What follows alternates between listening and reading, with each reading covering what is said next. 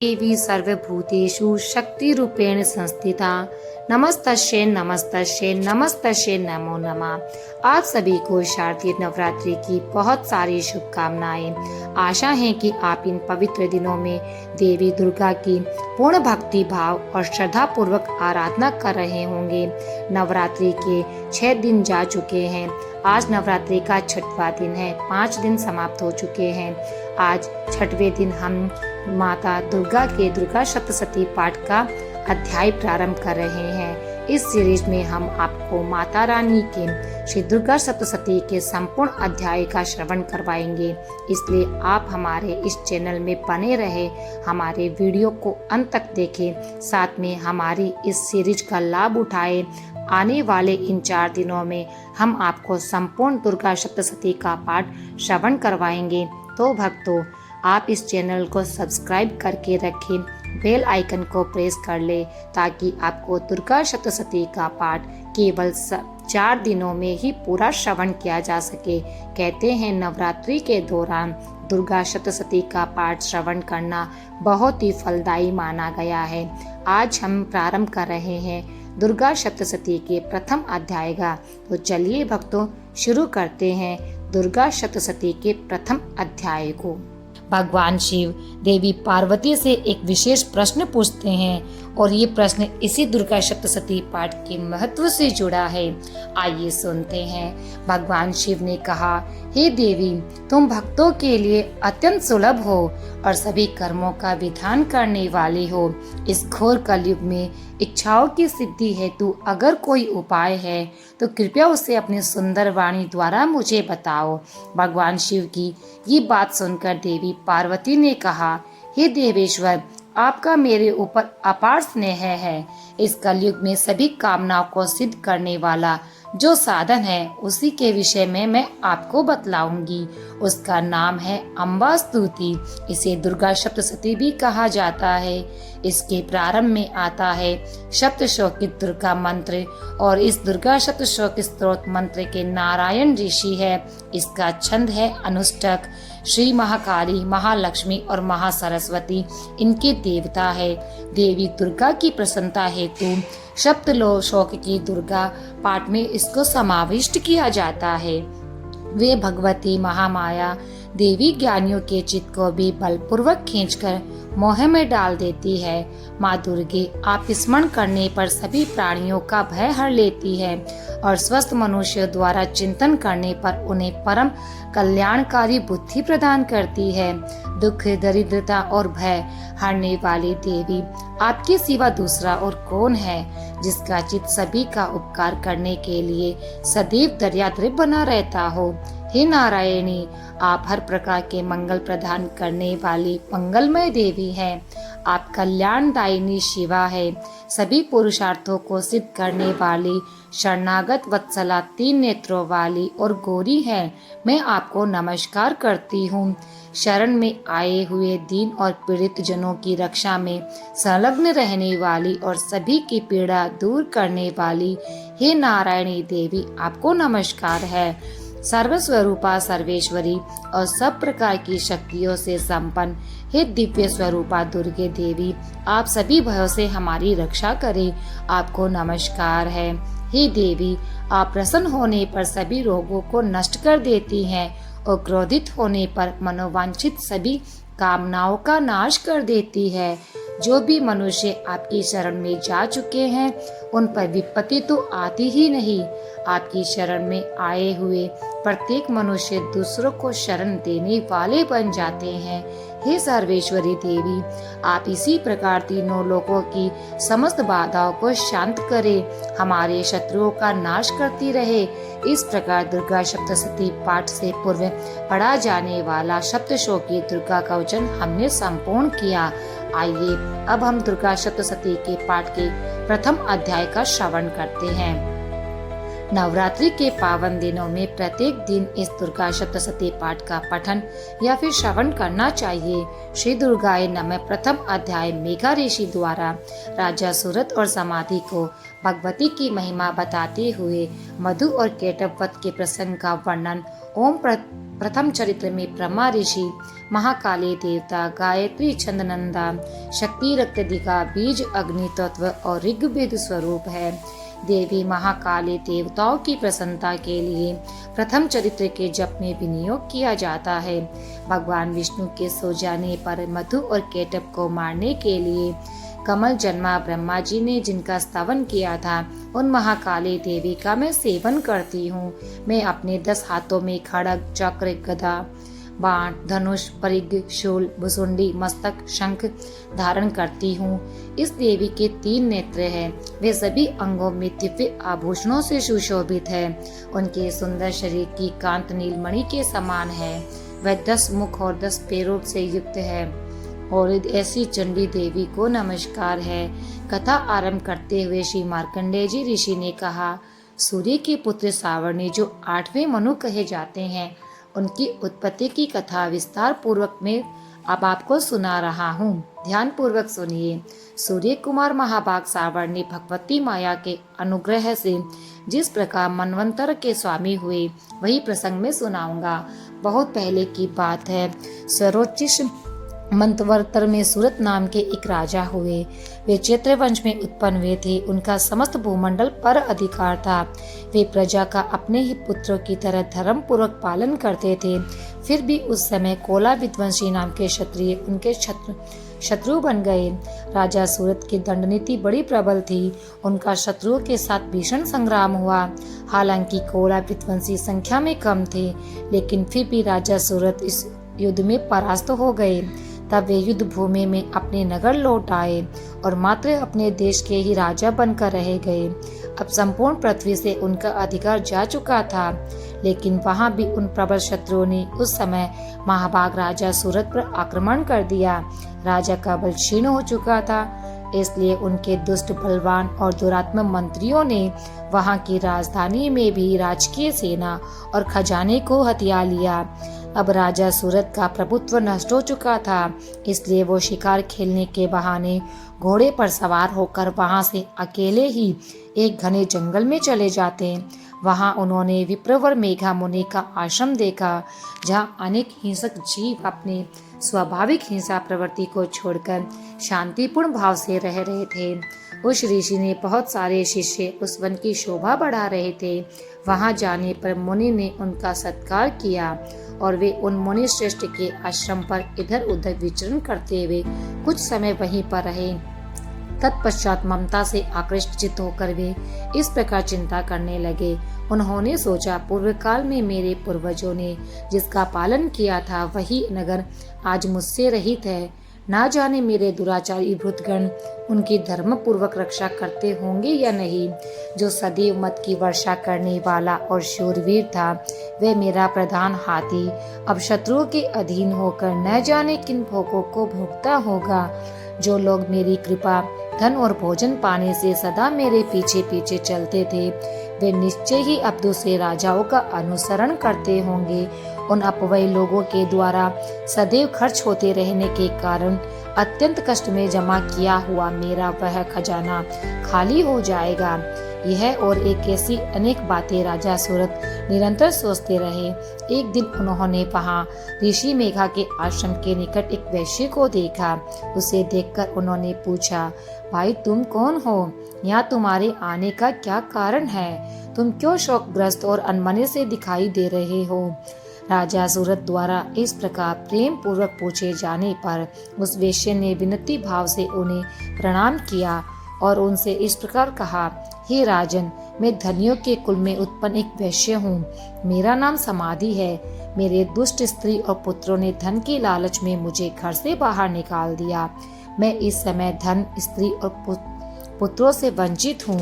मेरे विश्वसनीय बंधुओं ने ही मेरा ही धन लेकर मुझे दूर कर दिया, इसलिए दुखी होकर मैं वन में चला आया हूँ। यहाँ रहकर मैं इस बात को नहीं जानता कि मेरे पुत्रों की, स्त्री की और स्वजनों की कुशल क्षेम है या नहीं। इस समय वे घर पे कुशल से रहते हैं या फिर नहीं, या फिर उन्हें कोई कष्ट सहना पड़ता होगा। वे मेरे पुत्र कैसे हैं? क्या वे सदाचारी है या फिर दुराचारी बन गए? वैश्य के इस प्रकार कहने पर राजा ने उनसे पूछा, हे वैश्य, जिन लोभी स्त्री पुत्र आदि ने धन के कारण तुम्हें घर से निकाल दिया, उनके प्रति तुम्हारे चित्त में इतना स्नेह बंधन क्यों? ये सुनकर वैश्य ने उत्तर दिया, राजन, आप मेरे विषय में जैसी बात कहते हैं वह सब ठीक है, लेकिन क्या करूं, मेरा मन तो निष्ठुर नहीं है। जिन्होंने धन के लोभ में पड़कर पिता के प्रति स्नेह, पति के प्रति प्रेम और आत्मीय जन के प्रति अनुराग को छोड़ दिया, मुझे घर से निकाल दिया, उनके प्रति भी मेरे हृदय में अब भी वही स्नेह है। हे महामते, गुणहीन बंधुओं के प्रति भी जो मेरा चित्त इस प्रकार से प्रेम मग्न हो रहा है, वे क्या है? इस बात को मैं जानकर भी नहीं जान पा रहा हूँ। उनके लिए मैं लंबी सांसें ले रहा हूँ। मेरा हृदय अत्यंत दुखी हो रहा है। उन लोगों में प्रेम का सर्वथा अभाव है, फिर भी उनके प्रति जो मेरा मन निष्ठुर नहीं हो पाता, उसके लिए मैं क्या करूं? इस कथा को आगे बढ़ाते हुए ऋषि मार्कंडेय ने कहा, उसके बाद राजाओं में श्रेष्ठ सुरत और वे समाधि नामक वैश्य दोनों ही साथ साथ मेघा मुनि की सेवा में उपस्थित हुए। उनके साथ यथा योग्य न्याय अनुकूल विनयपूर्ण बर्ताव करके बैठ गए। तत्पश्चात वैश्य और राजा ने कुछ वार्तालाप प्रारंभ किया। राजा ने कहा, हे भगवान, मैं आपसे एक बात पूछना चाहता हूँ, कृपया उसे बताइए। मेरा चित्त अपने अधीन न होने के कारण वह बात मेरे मन को दुखी कर रही है। जो राज्य मेरे हाथ से चला गया है, उसमें और उसके संपूर्ण अंगों में मेरी आसक्ति अभी भी बनी हुई है। हे मुनि श्रेष्ठ, ये जानते हुए कि भी अब मेरा नहीं है, अज्ञानी की तरह मुझे उसके लिए दुख हो रहा है। ये सब क्या है? दूसरी ओर वही ये वैश्य भी घर से अपमानित होकर आया है। इसके पुत्र, स्त्री और भृत्यों ने इसे छोड़ दिया है। स्वजनों ने भी इसका परित्याग कर दिया है, फिर भी यह उनके प्रति अत्यंत हार्दिक स्नेह रख रहा है। इस प्रकार यह और हम दोनों ही बहुत दुखी है। जिसमें प्रत्यक्ष दोष देखा गया है, उस विषय के लिए हमारे मन में आसक्तिपूर्ण आकर्षण पैदा हो रहा है। हे महाभाग्य ऋषिवर, हम दोनों समझदार हैं, फिर भी हमारे अंदर ये मोह कैसा? विवेक शून्य पुरुष की भांति मुझ में और भी इस प्रकार की मूढ़ता प्रत्यक्ष रूप से आखिर क्यों दिखाई दे रही है? राजा के ऐसे वचन सुनकर ऋषि मेघावी ने कहा, हे महाभाग, विषय मार्ग का ज्ञान सभी जीवों को है। इसी प्रकार विषय भी सबके लिए अलग अलग है। कुछ प्राणी दिन में नहीं देखते, दूसरे रात में नहीं देखते। कुछ जीव ऐसे हैं जो दिन और रात्रि में बराबर देखते हैं। ये बात सच है कि मनुष्य समझदार होते हैं, लेकिन केवल वे ही ऐसे नहीं होते। पशु, पक्षी, मृग आदि सभी प्राणी समझदार होते हैं। मनुष्य की समझ भी वैसी ही है जैसी उन मृग और पक्षियों की होती है। जैसी मनुष्य की होती है, वैसी उन मृग पक्षी की आदि की समझ होने के बाद भी उन्हें प्राणी कहा जाता है। यह और अन्य बातें भी प्राय दोनों में समान है। समझ होने पर भी इन पक्षियों को देखो, ये स्वयं भोग से पीड़ित होते हुए भी मोहवंश बच्चों की चोंच में कितने चाव से अन्न के दाने डाल रहे हैं। हे राजन, क्या तुम नहीं देख रहे हो कि ये मनुष्य समझदार होते हुए भी लोभवश अपने किए हुए उपकार का बदला पाने के लिए पुत्रों की अभिलाषा करते हैं? हालांकि उन सब में समझ की कमी है, फिर भी संसार की स्थिति, जन्म मरण की परंपरा बनाए रखने वाली भगवती महामाया के प्रभाव द्वारा ही ममता में भंवर से युक्त मोह के गहरे गर्त से गिराए गए हैं। इसलिए इसमें आश्चर्य नहीं करना चाहिए। जगदीश्वर भगवान विष्णु की योग निंद्रा स्वरूपा जो भगवती महामाया देवी दुर्गा है, उन्हीं से ये जगत मोहित होता रहता है। वही भगवती महामाया देवी ज्ञानियों के चित्त को बलपूर्वक खींचकर मोह में डाल देती है। वही संपूर्ण चराचर जगत की सृष्टि करती है और वही प्रसन्न होने पर मनुष्य की मुक्ति के लिए वरदान भी देती है। वही परा विद्या, संसार बंधन और मोक्ष के हेतु भूता सनातनी देवी और संपूर्ण ईश्वरों की अधीश्वरी है। ऋषि के इस प्रकार वचन सुनकर राजा ने प्रश्न पूछा, हे भगवान, जिन्हें आप महामाया कहते हैं, वे देवी कौन है, उनका आविर्भाव कैसे हुआ तथा उनके चरित्र कैसे है। ब्रह्मवेताओं में श्रेष्ठ हे महर्षि, उन देवी का जैसा प्रभाव हो, जैसा स्वरूप हो और जिस प्रकार प्रादुर्भाव हुआ हो, वह सब मैं आपके मुख से सुनना चाहता हूँ। कृपया इसे विस्तार पूर्वक सुनाए। राजक की बात सुनकर ऋषि ने कहा, हे राजन, वास्तव में तो वे देवी नित्य स्वरूपा ही है। संपूर्ण जगत उन्हीं का रूप है और उन्होंने समस्त विश्व को व्याप्त कर रखा है। तथापि उनका प्राकट्य अनेक प्रकार से होता है। वह अब मुझसे सुनो। हालांकि वह नित्य और अजन्मा है, फिर भी जब देवताओं का कार्य सिद्ध करने के लिए वे प्रकट होती है, उस समय लोक में उत्पन्न हुई कहलाती है। कल्प के अंत में जब संपूर्ण जगत एकाकारण भाव से निमग्न हो जाता है और सबके प्रभु भगवान विष्णु शेषनाग की शैया बिछाकर योग निद्रा में चले जाते हैं, उस समय उनके कानों के मेल से दो भयंकर असुर उत्पन्न हुए थे, जो मधु और केटव के नाम से विख्यात हुए। वे दोनों ब्रह्मा जी का वध करने के लिए तैयार हो गए। भगवान विष्णु के नाभि कमल में विराजमान प्रजापति ब्रह्मा जी ने जब उन दोनों भयानक असुरों को अपने पास आता हुआ देखा और भगवान को सोया हुआ देखा, तब एकाग्रचित होकर उन्होंने भगवान विष्णु को जगाने के लिए उनके नेत्रों में निवास करने वाली योग निद्रा का स्तवन आरंभ किया, जो इस विश्व की अधीश्वरी जगत को धारण करने वाली, संसार का पालन और संहार करने वाली तथा तेज स्वरूपा भगवान विष्णु की अनुपम शक्ति है। उन्हीं भगवती निद्रा देवी की भगवान ब्रह्मा जी स्तुति करते हुए इस प्रकार से कहने लगे। ब्रह्मा जी ने कहा, हे देवी, तुम ही स्वाहा, तुम ही स्वधा और तुम ही वशटकार है। स्वर भी आपके ही स्वरूप है। आप ही जीवन दायिनी सुधा है। नित्य अक्षर प्रणव में अकार, उकार, मकार इन तीन मात्राओं के रूप में आप ही स्थित रहती हैं तथा इन तीन मात्राओं के अतिरिक्त जो भी बिंदु रूपा नित्य अर्थ मात्रा है, जिसका विशेष रूप से उच्चारण भी नहीं किया जा सकता, वह भी आप ही है। हे देवी, आप ही संध्या, सावित्री और परम जननी है। हे देवी, आप ही इस विश्व की ब्रह्मांड को धारण करती है। आपसे इस जगत की सृष्टि होती है, आपसे इसका पालन होता है। सदा तुम ही कल्प के अंत में सबको अपना ग्रास बना लेती हो। हे जगन्मयी देवी, इस जगत की उत्पत्ति के समय आप सृष्टि रूपा है, पालन काल में स्थित रूपा है और कल्पांत काल के समय में आप संहार रूप धारण करने वाली है। आप ही महाविद्या, महामाया, महामेघा, महास्मृति, महामोह रूपा महाश्वरी है। आप ही तीनों गुणों को उत्पन्न करने वाली सबकी प्रकृति है। भयंकर काल रात्रि, महारात्रि और महारात्रि भी आप ही है। आप ही श्री, आप ही ईश्वरी, आप ही हैं और आप ही बोध स्वरूपा है। लज्जा, पुष्टि, तुष्टि, शांति और क्षमा भी आप ही है। आप खड़ग धारिणी, शूल धारिणी, घोर रूपा, गदा और चक्र, शंख और धनुष धारण करने वाली है।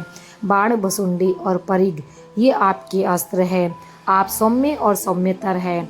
इतना ही नहीं, जितने भी सौम्य और सुंदर पदार्थ है, उन सब की अपेक्षा आप अत्यधिक सुंदरी है।